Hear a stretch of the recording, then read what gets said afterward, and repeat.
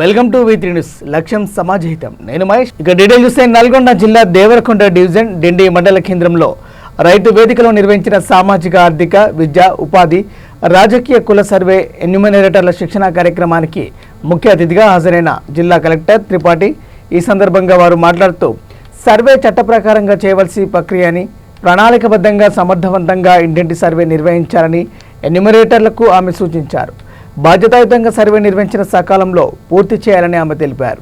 ఈ కార్యక్రమంలో దేవరకొండ ఆర్డీఓ రమణారెడ్డి, డిండి తహసీల్దార్ అంబటి ఆంజనేయులు, సూపర్వైజర్లు పాల్గొన్నారు.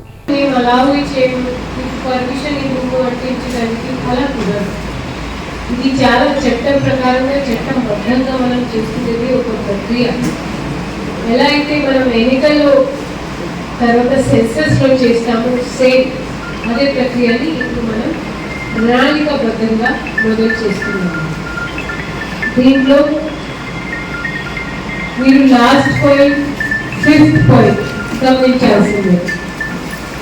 ఎన్యూమరేషన్ బ్లాక్ లో కుటుంబ క్రమ సంఖ్య, ఎన్యూమరేషన్ బ్లాక్ లో మొత్తం ఇల్లు సంఖ్య.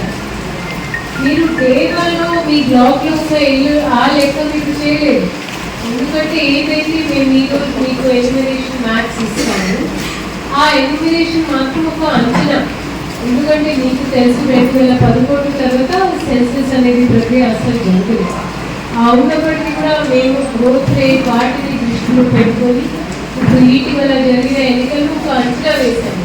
సరే, ఫలానా డిండి అనేది గ్రామంలో ఒక 160 ఉండవచ్చు, ఒక అంచనా, ఒక బాల్ పార్క్ ఫిగర్ మేము మా సిపిఓ శాఖ, ప్లానింగ్ శాఖ కింద ఒక అంచనా వేయడమే మాత్రం జరిగింది. అది దాదాపు కరెక్టే, కానీ 5-10% తేడా ఉండవచ్చు. మీది 2010 బ్లాక్లో 2011లో ఉన్న జనాభా ప్రకారం లేకపోతే ఒక 155 ఇళ్ళు ఉన్నాయి. ఇప్పుడు ఎంత కావచ్చు? 165 మ్యాక్స్. సరే, అంతా పెరిగింది. ఇది కొంచెం మారుమూల ప్రాంతం కాబట్టి అంత గ్రోత్ రేట్ ఉండకపోవచ్చు అనేది మేము భావిస్తున్నాము. ఆ ఉన్నప్పటికీ కూడా సరే 175. ఆ ఉన్నప్పటికీ కూడా ఆ బ్లాక్ మారదు. ఆ బ్లాక్ మీదే ఉంటుంది, ఆ బ్లాక్ బేస్ నంబర్ మారదు. కానీ 2011 ప్రకారం అయితే మీ ఇల్లు సంఖ్య వచ్చేసి 170. 170 నుంచి 175 దాటే ఛాన్స్ ఉంటాయి. నగర పోలీస్ కమిషనర్ సివి ఆనంద్ ఆదేశాల మేరకు మిధాని డిపో మేనేజర్ విజయ్ కుమార్ నేతృత్వంలో చంద్రయాన్ గుట్ట ట్రాఫిక్ సిఐ శ్రీను నాయక్ ఆధ్వర్యంలో డ్రైవర్లకు, ఆర్టీసీ కార్మిక సిబ్బందికి ట్రాఫిక్ నియమాల పట్ల అవగాహన కార్యక్రమం నిర్వహించారు. ఈ సందర్భంగా ట్రాఫిక్ సిఐ శ్రీను నాయక్ మాట్లాడుతూ ప్రతి ఒక్కరూ సిగ్నల్ వద్ద ట్రాఫిక్ రూల్స్ పాటించి ట్రాఫిక్ పోలీసులు ఇచ్చిన సూచనలు పాటించాలని కోరారు. చందన్ గుట్ట ట్రాఫిక్ పోలీస్ స్టేషన్ లిమిట్స్ లో Midhani depot DM sir Vijay sir మేము ఈ సందర్భము ట్రాఫిక్ అవేర్నెస్ ప్రోగ్రామ్ ఏర్పాటు చేయాలని చెప్పాము. సో దానికి విజయ్ కుమార్ సార్ మాకు పర్మిషన్ ఇవ్వడం జరిగింది. ఈ సందర్భంలోనే మేమంతా డ్రైవర్లకి, మెకానిక్లు అందరినీ అంటే మార్నింగ్ వచ్చే వాళ్ళకు ఆఫ్టర్నూన్ షిఫ్ట్ వైజ్గా అందరినీ మేము ఈ ట్రాఫిక్ అవేర్నెస్ ప్రోగ్రామ్ సందర్భంలో ట్రాఫిక్ ఏ విధంగా రద్దు అవుతుంది, సిగ్నల్ జంప్ కావద్దు, సెల్ ఫోన్ డ్రైవింగ్ చేయవద్దు, అలాగే ర్యాష్ అండ్ నెగ్లిజెన్స్ వెళ్ళొద్దు అనే సందర్భాల్లో ఈ ట్రాఫిక్ అవేర్నెస్ గురించి మేము ప్రోగ్రామ్ చేయడం జరిగింది. ఈ సందర్భాల్లో అందరినీ మేము అవేర్నెస్ ప్రోగ్రామ్ ఇవ్వడం జరిగిందని మేము ఈ ప్రోగ్రాంలో చెప్పడం జరిగింది. Thank you. ఉత్తర్వుల మేరకు హైదరాబాద్లో అన్ని డిపోలో ఈ ట్రాఫిక్ అవేర్నెస్ ప్రోగ్రామ్ని ఏర్పాటు చేయాలని చెప్పారు. ఈ సందర్భాల్లోనే మేము అందరం ప్రతి ట్రాఫిక్ ఇన్స్పెక్టర్లము, ట్రాఫిక్ వాళ్ళమంతా మేము ఎలక్ట్ చేయబడడం జరిగింది. మా ఏరియాలో చందన్గుట్ట ట్రాఫిక్ పోలీస్ స్టేషన్ లిమిట్స్లో Midhani depot DM sir Vijay sir మేము ఈ సందర్భము ట్రాఫిక్ అవేర్నెస్ ప్రోగ్రామ్ ఏర్పాటు చేయాలని చెప్పాము. సో దానికి విజయ్ కుమార్ సార్ మాకు పర్మిషన్ ఇవ్వడం జరిగింది. ఈ సందర్భంలోనే మేమంతా డ్రైవర్లకి, మెకానిక్లు అందరినీ అంటే మార్నింగ్ వచ్చే వాళ్ళకు ఆఫ్టర్నూన్ షిఫ్ట్ వైజ్గా అందరినీ మేము ఈ ట్రాఫిక్ అవేర్నెస్ ప్రోగ్రామ్ సందర్భంలో ట్రాఫిక్ ఏ విధంగా రద్దు అవుతుంది, సిగ్నల్ జంప్ కావద్దు. సదరు ఉత్సవాలకు భాగ్యనగరం ముస్తాబవుతుంది. నవంబర్ 2వ తేదీన సదర్ ఉత్సవాలను ఘనంగా నిర్వహిస్తామని అఖిల భారత యాదవ మహాసంఘం అధ్యక్షులు లడ్డూ సందీప్ యాదవ్ అన్నారు. కాచిగూడలో సదర్ ఉత్సవాలకు ఈసారి బాహుబలి సినిమాలో నటించిన దున్నరాజు ప్రత్యేక ఆకర్షణీయంగా నిలుస్తుందని అన్నారు. హర్యానా రాష్ట్రం నుండి 9 దున్నరాజులను తేవడం జరిగిందన్నారు. ఈ కార్యక్రమంలో నారాయణగూడలో జరిగే సదర్ ఉత్సవాల్లో బాహుబలి దున్నరాజు ప్రత్యేక ఆకర్షణగా నిలుస్తుందని తెలిపారు.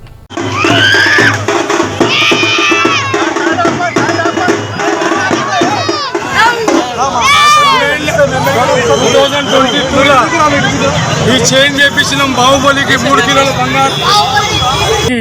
దీపావళి సదర్ శుభాకాంక్షలు. ఈ చిట్టపైన కుటుంబం తరపు నుంచి ఇది తేదీ 22 తారీఖు రోజు సాయంత్రం 9 కొట్టే 2 నిమిషాలకు ఇడికే దున్నపోతు బయలుదేరుతుంది నారంగూడ సదర్కు. చరిత్ర గల్లా మాదొక చరిత్ర ఉన్నది. ఈ సదర్కు ఇదొక చరిత్ర. ఒకసారి మీరు మా తాతల నుంచి నడుచుకుంటూ వచ్చింది. మేము ఇవాళ నిన్న మొన్న తీసిన వాళ్ళం కాదు.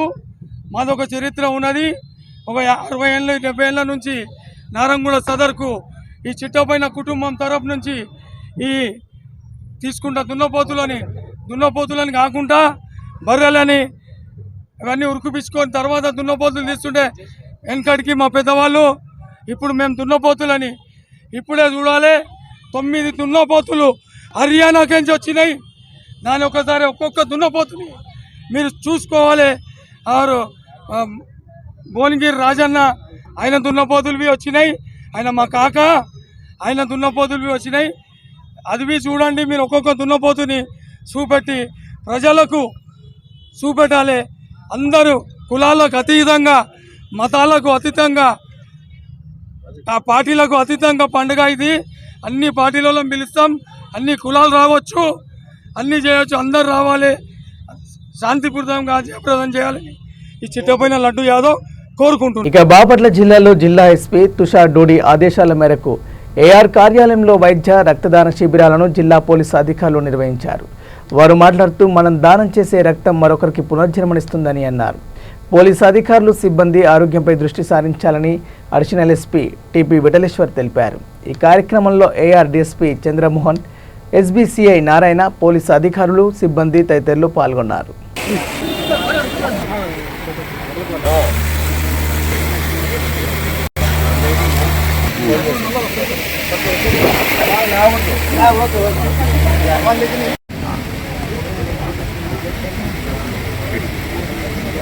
అంటే ఈ పళ్ళ మీద భారం తగ్గిపోయింది. దీని మీద యాక్షన్ ఇది తగ్గిపోయింది.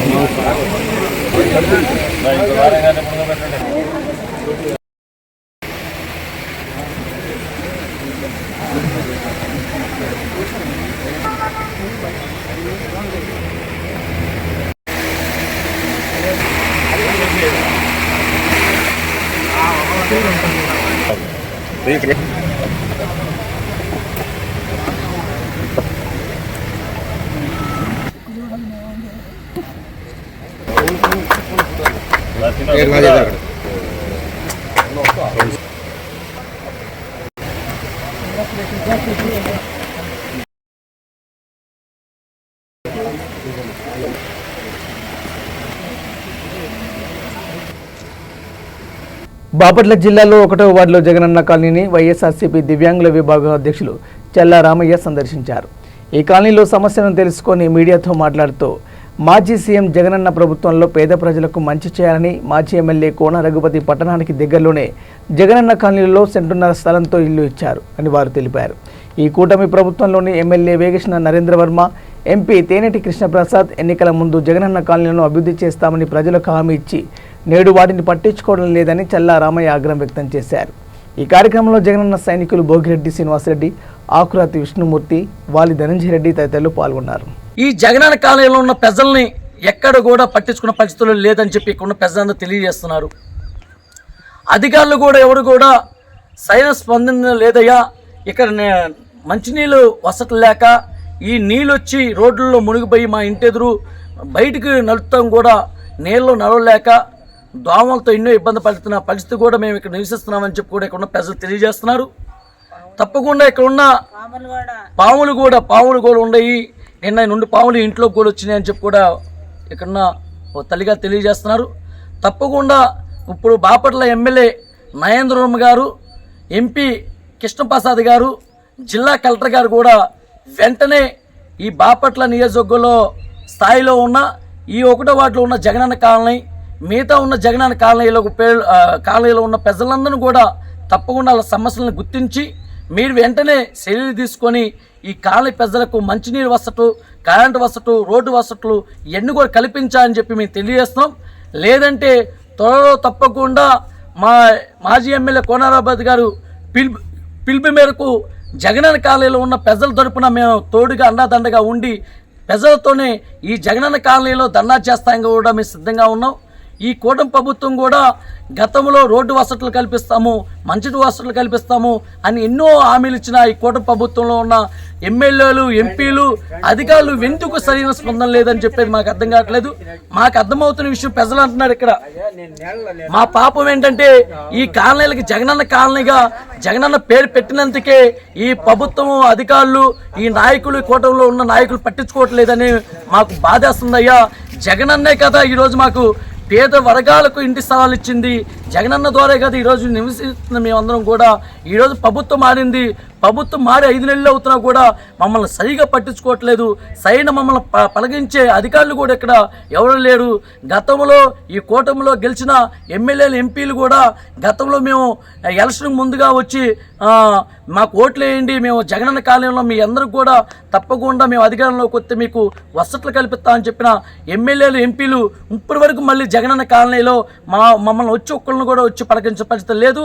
త్వరలో ఈ విషయాలను వెంటనే మా సమస్య పరిశీలించకపోతే కాలనీ ప్రజలందరూ కూడా జగనన్న కాలనీలోనే ధర్నాలు చేస్తానికి సిద్ధంగా ఉన్నామని చెప్పి తెలియజేస్తున్నాము.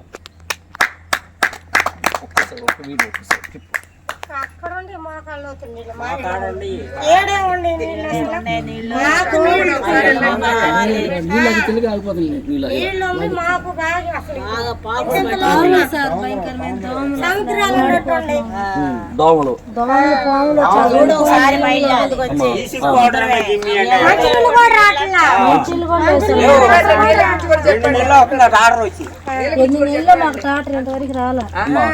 నుంచి ఇక్కడికి వాటర్ ట్యాంకీ రావట్లేదు.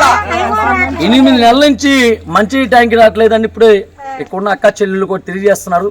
ఎంత బాధగా ఉన్నదంటే ఈ రోజున బాపట్లలో ఇంత దగ్గరగా ఉన్న జగనన్న పట్టణంలో ఇంత దగ్గరగా ఉన్న కాలనీలోకి ఇక్కడున్న ప్రజల్ని ఎందుకు గుర్తించట్లేదు ఈ కూటమి ప్రభుత్వం, అధికారులు, నాయకులు అని చెప్పి చాలా బాధాకర విషయం లాగున్నది. ఇది సరిగా 8 నెలల నుంచి మంచి ట్యాంక్ కూడా రాకుండా మంచినీళ్ళు వసతులు లేని పరిస్థితిలో ఇక్కడున్న కుటుంబాలు ఈరోజు తప్పకుండా ఈ కూటమి ప్రభుత్వంలో ఉన్న అధికారులు, నాయకులు స్పందించాలని చెప్పి తెలియజేస్తున్నాము. అదే బ్లీచింగ్ అయినా, ఎందుకంటే ఇక్కడ ఉన్న ఈ మురికి నీళ్ళకు దోమలు ఎక్కువైపోయి కూడా దోమలు ఎక్కువైన వల్ల సరైన వసతులు లేని వల్ల ఇక్కడ టైఫాయిడ్ జలాలు ఇలాంటి ఎన్నెన్నో రకరకాల జలాలు వచ్చి ఇక్కడున్న చిన్నపిల్లలు, పెద్దవాళ్ళు, వృద్ధులు అందరూ కూడా ఇబ్బంది పడుతున్న పరిస్థితి కూడా తెలియజేస్తున్నారు. అధికారులు వెంటనే స్పందించాలని చెప్పి మేము తెలియజేస్తున్నాము. ఆంధ్రప్రదేశ్ గుంటూరు జిల్లా అరండాల్పేటలో కేర్ హెల్త్ ఇన్సూరెన్స్ మేనేజర్పై కస్టమర్ కత్తితో దాడి చేశారు. నామినీ వివరాలు అప్డేట్ కోసం దరఖాస్తు చేసుకున్న కస్టమర్ కందుల శ్రీనివాసును అప్డేట్ కావడానికి 3 రోజుల సమయం పడుతుందని మేనేజర్ తెలియజేశారు. ఉలిగడ్డ రాజేష్ కోపంతో మేనేజర్పై కత్తితో దాడి చేసిన కస్టమర్ కత్తితో దాడి చేసే సమయంలో ఇరువురి మధ్య పెనుగులాటలో మేనేజర్, కస్టమర్ ఇరువురికి తీవ్ర గాయాలు. గుంటూరు ప్రభుత్వ ఆసుపత్రికి తరలించారు.